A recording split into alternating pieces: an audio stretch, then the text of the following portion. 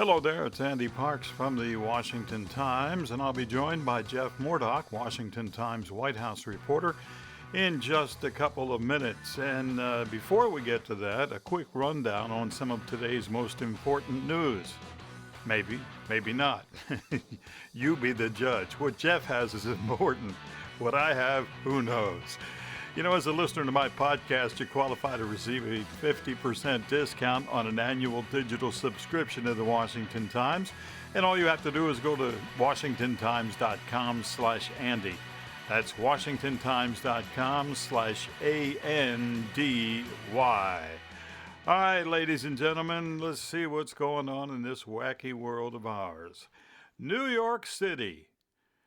New York City will become the first city in America to have a private sector worker vaccine mandate. Yes, it starts on December 27th and will affect about 184,000 businesses. This is yet another part of de Blasio's Key to New York City program. What's the key for? To lock the door on your way out? The mayor says New York City will not give 1 inch in the fight against COVID-19. He'll get his taxpayer-funded paycheck. Everyone else, hey, you're on your own. After the announcement, the mayor went home to kneel before his statue of Anthony Fauci. The fraud, the Fauci quack, whatever you want to call him. You know, if Fauci's so good at what he does and what he says, then why will it be 55 years before we get data on the virus, and in particular the vaccine made by Pfizer? Records indicate that a Freedom of Information Act request made recently of the FDA shows the Food and Drug Administration told a group of, get this, scientists looking for the data that it would be 2076 before the info would be made available. What? Wait a minute, scientist? Why, Fauci is science. Remember, he said as much on Deface the Nation last week. Surely the truth comes from science. Cough up the info, Fauci. 55 years. Give me a break. He's gone. CNN has fired Chris Cuomo, and along the way, he quit his job at Sirius FM. Oh, and he also lost a book deal. Must have been some pretty incriminating stuff in what the feds found recently. Of course, Cuomo, or Fredo, testified under oath, claiming he had nothing to do with helping his brother, now ex-Governor Andrew, deal with bad publicity and by setting up a plan to manipulate the press coverage of him. Oops, guess he got caught. Can you say perjury? Cuomo said Jeff Zucker, the president of CNN, knew the whole story from the beginning. He knew that he was helping his brother. Yeah. So through a spokesperson, Cuomo threw Zucker under the bus. But get this, they still have the highest regard for each other. Huh? Will any criminal charges be filed against Cuomo? God, I hope so. But I'd be surprised. Has-been actor and professional idiot Jussie Smollett is in court.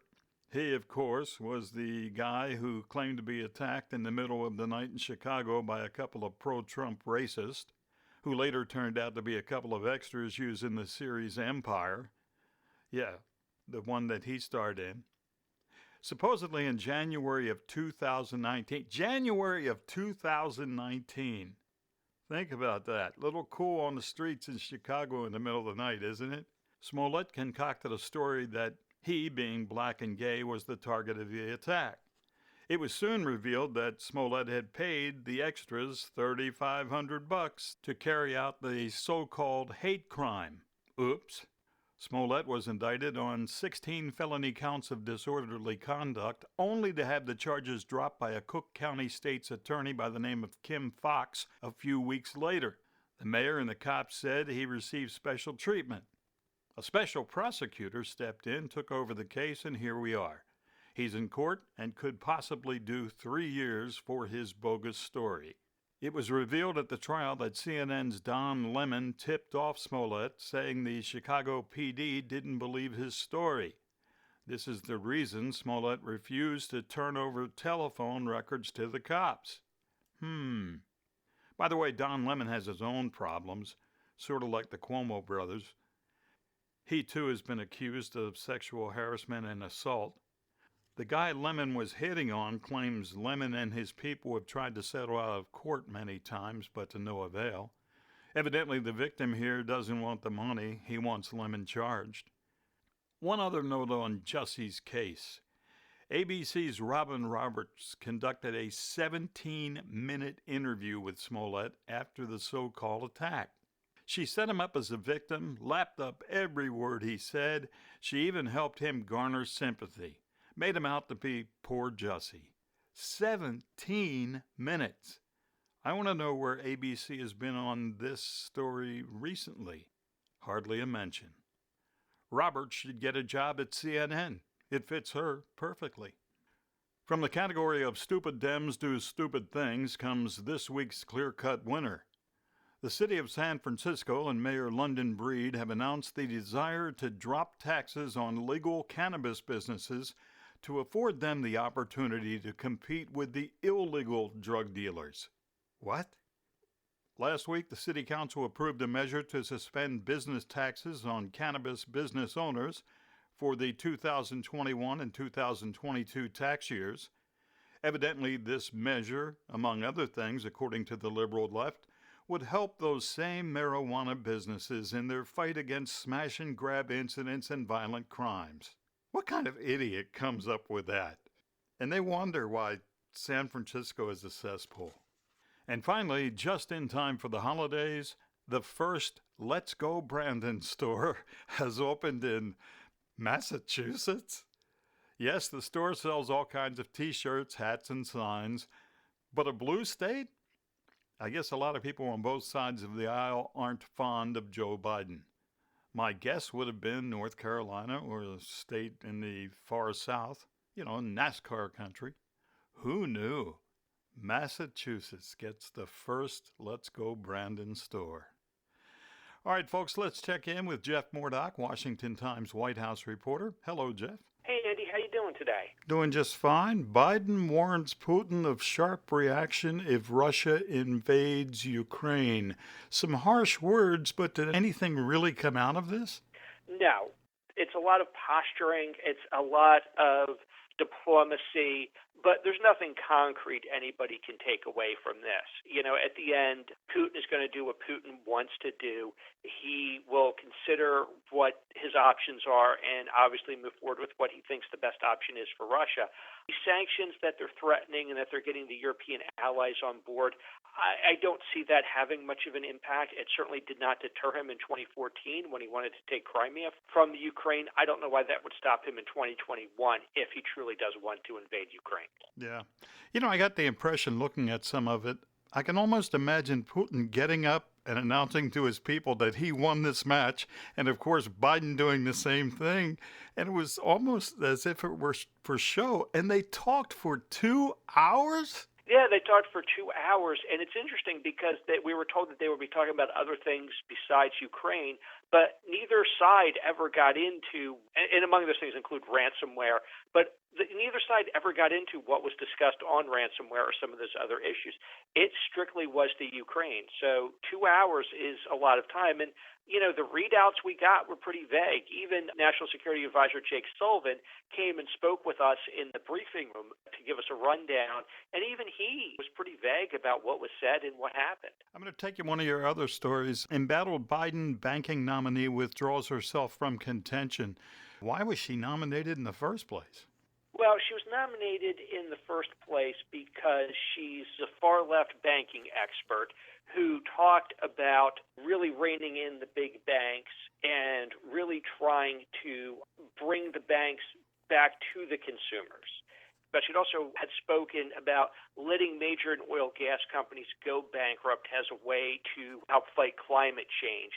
There's a lot of pushback at that on her Senate confirmation hearing, and she had said she didn't speak clearly, but it still was a bone of contention. So you have the bank, small consumer lending groups complaining about her. You have Republicans complaining about her, and you had a group of moderate Democrats complaining about Omarova to the president. And in the end, the support just wasn't there in the Democrat tightly held Senate. Defense team claims new evidence clears Clinton campaign lawyer indicted in Durham probe. His name is Michael Sussman. Supposedly he lied to the FBI, and now we're to believe he didn't? That's what they're trying to say. That is what his defense team is trying to say. And, it's always the defense team's job to say they have evidence to clear their client. How much this does or does not clear their client, we will know when this comes to trial. Back up a little bit because it's kind of a complicated case. Federal prosecutors and special counsel John Durham specifically are alleging is that when Sussman met with the FBI to talk about allegations that there was a link between the Trump organization and a Russian bank, the government says he told the FBI he was not there on behalf of any client. He was just being there as a good, concerned citizen. That declaration led to him being charged with lying to the FBI because the special counsel said he was there on behalf of the Clinton campaign. And had the FBI known he was there on behalf of the Clinton campaign, they would have been more skeptical. They may not have allocated as many resources. They would have been more suspect of what he presented to them. Now, what his attorneys are saying is that he didn't lie to the FBI because the FBI official that he met with never asked one way or the other, are you meeting on behalf of somebody? He never specified a client, and he was never asked if he was representing a client. So how could he lie and say he wasn't representing a client when the issue never came up? Durham has his version of what happened at the interview. Sussman's defense team has their version of what happened in the interview. And what this is going to come down to is if this case goes to trial, who a jury believes? Because basically, as of now, Durham has presented one witness, which is the FBI official Sussman met with, and Sussman and the FBI official James Baker are the only two people who were in the room at the time of the meeting. Baker is going to testify on behalf of Durham, so what this really comes down to is that he said among the only two people who were in the room at the time of the conversation. Gotcha.